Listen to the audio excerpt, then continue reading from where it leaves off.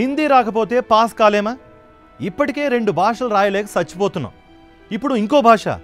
ఇది ఓ విద్యార్థి సమస్య మాత్రమే కాదు, ఇది ఓ ప్రజా సమస్య. ఇది ఒక భాషా స్వాతంత్ర యుద్ధం. అవును, ఇండియా మళ్ళీ భాషల యుద్ధానికి వేదిక అవుతోంది. తమిళనాడు కేంద్రం మధ్య మొదలైన భాషా వివాదం ముదురుతోంది. త్రిభాషా విధానం అమలుపై కేంద్రం వెనక్కు తగ్గడం లేదు. ఇటు తమిళనాడు మాత్రం త్రిభాషా విధానం అమలుకు అంగీకరించడం లేదు. దీంతో కేంద్రం సమగ్ర శిక్షా అభియాన్ కింద ఇచ్చే నిధులను నిలిపివేసింది. త్రిభాషా విధానం అమలు చేస్తేనే నిధులు ఇస్తామని షరతు కూడా పెట్టింది. ఈ నిర్ణయం తమిళనాడు ప్రభుత్వాన్ని ఆగ్రహానికి గురిచేస్తోంది. ఇంతకీ ఏంటి త్రిభాషా విధానం?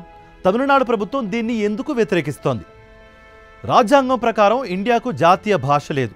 హిందీ, ఇంగ్లీష్తో పాటు కొన్ని అధికారిక భాషలున్నాయి. అయినా కూడా 1968లో త్రిభాషా విధానాన్ని ప్రవేశపెట్టారు. హిందీ మాట్లాడని రాష్ట్రాల్లో హిందీని తప్పనిసరి చేశారు.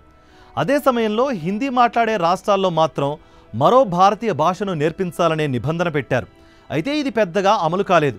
అటు హిందీని తప్పనిసరి చేయడాన్ని నిరసిస్తూ అప్పట్లో తమిళనాడులో ఘర్షణలు కూడా చోటు చేసుకున్నాయి. విద్యార్థుల ప్రాణాలనే బలి తీసుకున్న ఈ ఉద్యమం తర్వాత కేంద్రం వెనుక తగ్గింది. తమిళనాడుకు మాత్రం ద్విభాషా విధానాన్ని అమలు చేస్తూ వచ్చింది. తమిళం, ఇంగ్లీష్ మాత్రమే అక్కడి విద్యార్థులు చదువుకుంటే సరిపోయేది. కానీ ఇప్పుడు మళ్ళీ సీన్ రివర్స్ అయిపోయింది. జాతీయ విద్యా విధానం ఎన్ఈపీ 2020 కింద మళ్ళీ హిందీని తప్పనిసరి చేయాలని కేంద్రం నిర్ణయించుకుంది. ఇది మరోసారి పాత గాయాలను గుర్తు చేస్తోంది. 1960 దశకంలో హిందీని బలవంతంగా రుద్దాలన్న నాటి కేంద్ర ప్రభుత్వ ప్రయత్నాలు తమిళుల గుండెల్లో మంటలు రేపాయి. సరిగ్గా 1965లో దేశ చరిత్రలో అతి తీవ్రమైన భాషా పోరాటం చెలరేగింది. తమిళ యువత, విద్యార్థులు రోడ్లెక్కారు. హిందీ వ్యతిరేక ఉద్యమం దావానంలా వ్యాపించింది.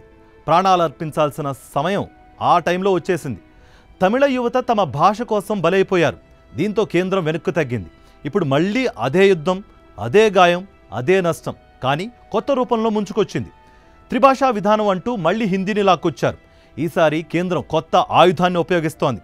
అదే నిధుల కత్తి.